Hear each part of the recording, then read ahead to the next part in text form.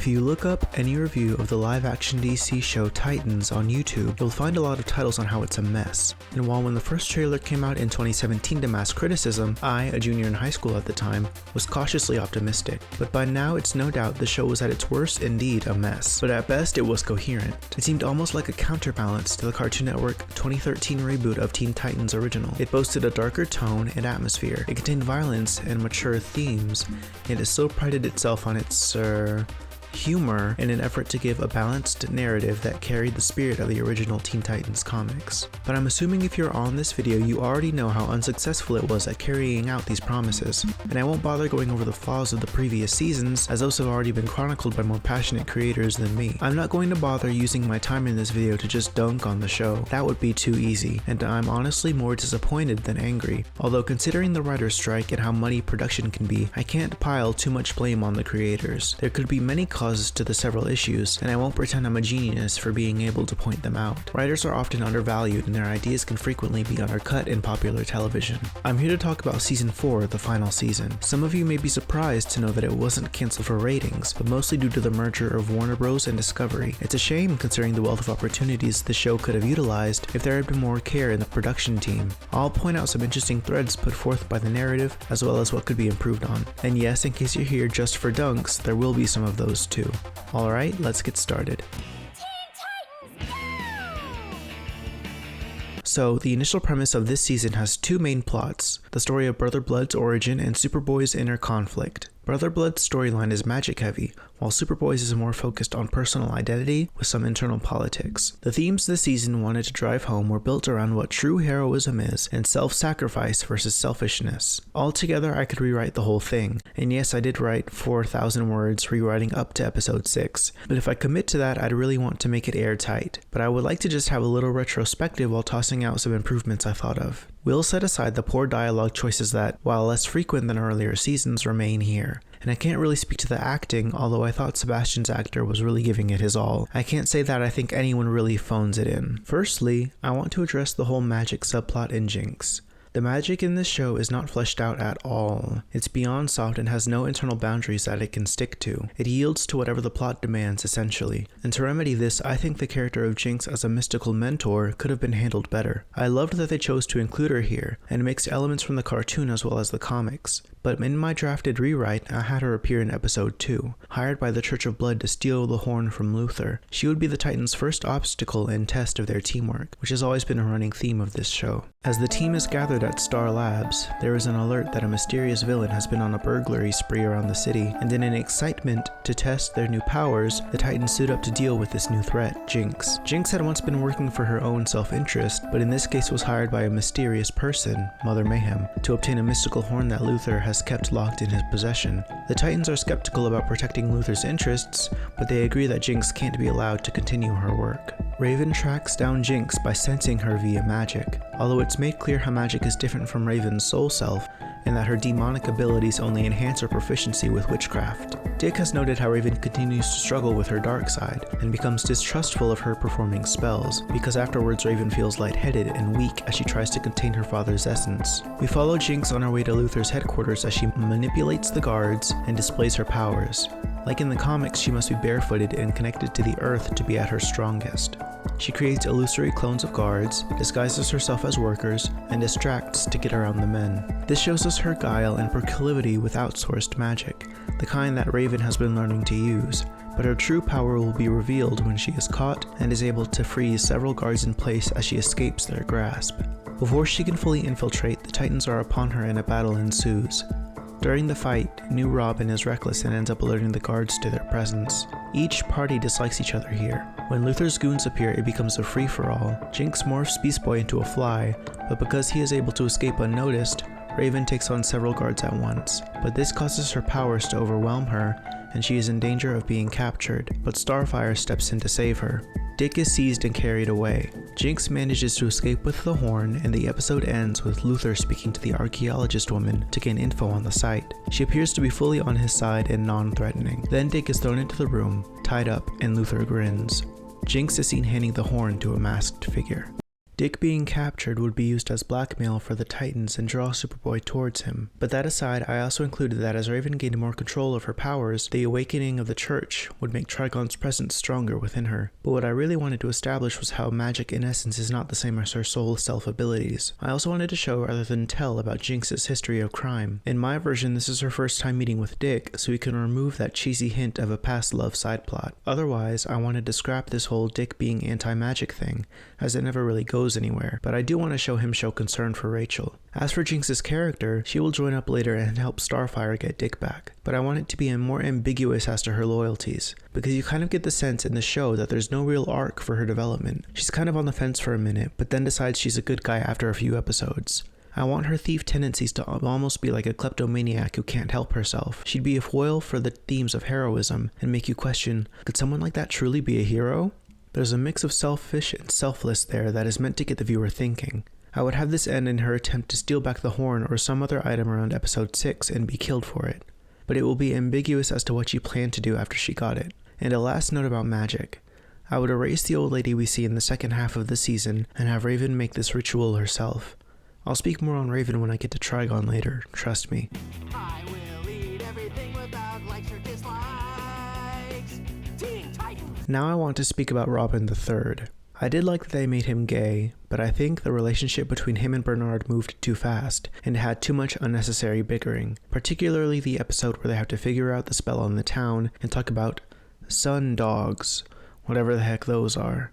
Dick and Superboy are presented as foils due to their daddy issues. Dick tried to comfort Superboy in his awkward way, but Superboy only grows annoyed and becomes distant. Dick feels like he wants to help, but isn't sure how. He leaves his teammate to contemplate on his own. Meanwhile, the new Robin is excited to impress them and is a foil for the two more jaded heroes. Robin's ideals of heroism for its own sake, and the desire for action creates a moral center that the team orbits. Though Dick and Superboy are notably drifting farther away as they sulk, Raven displays her empathic abilities by getting a headache whenever she's around them, and proceeds to distance herself from their energy. Robin would become an infallible champion of the ideals of a hero in my version, and he'd be really upset when Raven loses her powers and isn't sure if she wants to remain a Titan. He would also be a bit naive and reckless, which causes Dick to coddle him until he realizes he needs to trust more in the abilities of others. A lesson he already learned, but one that was also present this season. I would also erase most of the pointless arguments between Dick and Superboy, and redirect some of that onto Dick and Jason until the end of the first half, when Dick would come to appreciate Jason and begin training him. Also yes, it's Tim Drake, but I accidentally wrote Jason in my script. Superboy's story in retrospect is fine, but the story beats to get there are confusing choices, and it's more pointless drama to have him switch between personalities on a whim. I would have him continue to be conflicted about his actions, go off on his own but remain consistent in his personality. The methods he uses are intentional, but they take a clear toll on him mentally, yet still he thinks it's the right thing to do. This doesn't make the payoff in the last two episodes feel so rushed.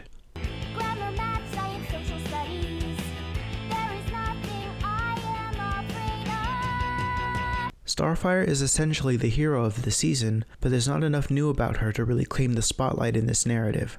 I think, seeing as this is the last season and also deals with Trigon, we should forego a new prophecy and remember the old one. She would have to remember how she wanted to kill Rachel in response to her duty to eventually kill Sebastian. Her arc surrounding doing what's right, choice, and self-sacrifice would have been more powerful if the show was more invested in it from the start. And also, there's more pointless bickering between her and Dick this season that needs to go. The show likes to manufacture relationship drama more than it likes having actual stakes and consequences for its characters. If Corey is going to be the hero, then put her in the spotlight. This is one reason why Dick is captured in my version, and Corey is the one that Jinx goes to. It also makes her the de facto leader of the group for a while, a role she will often take in the animated movies and I presume in the comics as well. And if the show is going to end with her dying, then I would have liked to see them commit to that. Fake out self-sacrifice is always a poor decision within a story and undermines the entire message. Although personally, I would have her live if I were to write the ending.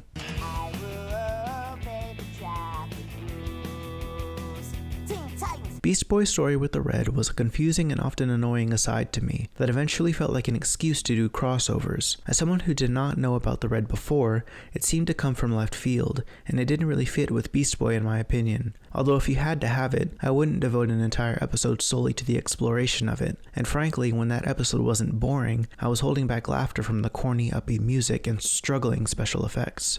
I think he could have provided a greater role as an emotional contributor to the team, rather than having a side quest that feels forced. His dynamic in the group feels minimized here, and I wanted to see more time dedicated to him and the other younger members forming a genuine bond, which might have made the ending where they decide to split up more impactful. But you also get the sense that they gained strength from each other to venture out. Holla, holla, holla, holla, holla, holla, holla, my name. Teen Titan. Cyborg was here for like 15 minutes. Booyah or something. Papa's schedule control, Mama's weight control, wishes are endless. Teen Titans go. And lastly, there's a lot of plot-related things that would alter around Sebastian's story. A couple of pretty cringe moments, I think. But my biggest issue is that he was too nice from the beginning. He should be a bit more of a general asshole from the start. Not to the point where you would believe he's evil, but to where you can tell that if given power, he would certainly misuse it, rather than a sweet lamb who wanted to befriend the Titans. While all it took to convince him to join the dark, evil blood cult was a little peer pressure from his mom. For the big bad here, he really gets tossed around and manipulated an awful lot. And while yes, that in itself can be representative of a theme, it never feels fully like his decision.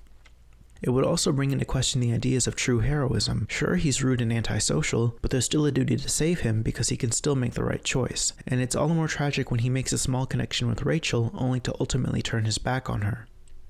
And then Trigon was there, and then he was gone. Again, destroyer of worlds, just stabbed to death by a dorky British, for some reason, Steve Jobs wannabe. They said Trigon feared if Tamarin and Earth united, they would be unstoppable. But he was pretty stoppable in general on his own, so I think he needs to worry about that first. But in a way, this kind of excuses the sad lack of dramatic stakes. I mean, the world is about to end, but it doesn't feel any different than an average season, and partially because this is a villain our heroes have dispatched before, rather easily, and there isn't any new character depth to breathe life into the narrative. None that is consistent at any rate. Mother Mayhem is a powerful villain, but powerful in a way that doesn't quite feel earned for her role in the story. Like, if a fraction of Trigon's power that she wields can dispatch Superboy so easily, then how could a spear fueled by that same fraction of power kill Trigon in like 4 little slashes? It would have been nice if Raven felt a stronger sense of fear from the time of her life where Trigon haunted her. If she didn't want to return to the old church where she once lived for fear of the memories, or if there was frankly even a hint that that period of her life left an impression at all, aside from, Trigon's my dad, and he's a pretty bad guy. And I think this could support my version of her arc, where she seriously considers quitting the team, both because the loss of her powers is freeing, but also because she has to overcome her trauma to re-engage with these old demons. And the choice for her to use her powers again, overcoming the grip of fear on her heart, is what makes her White Raven. Not just the lack of his influence or her defiance of him, but her willingness to face it in spite of its strength and to make it her own. Like a reflection on the Jungian shadow self, which sounds an awful lot like soul self. Raven's underlying themes have always centered around self-actualization from emotional traumas and suppression. Sebastian could be her mirror in that he could deny his darkness while it grows stronger within him, until he is so sure that he is good, it doesn't matter the dark deeds he commits, instead of him just outright believing that he is a villain and choosing evil for its own sake, because no one in real life actually does that. And on that note, it really should have been a showdown between them that punctuated this season. They didn't even have to bring Trigon back, because obviously they didn't have the budget or will to utilize him effectively. And it's a shame because the initial concept the creators had around each Titan being a gateway into a different genre was very cool. And I love the way they emphasized a horror aspect in Raven's story. It felt obvious, but a never-taken approach to her character that must have been fun to play around with. While I think most of my new ideas are beneficial, I think it would take a longer amount of contemplation on the nature of the show, but also the characters than a single morning. In actuality, I think not a lot really changed, which is interesting, because the show could have made its plots work, but there were a lot of clumsy decisions and fumbled moments, and the extraneous threads that overall were too glaring to overlook.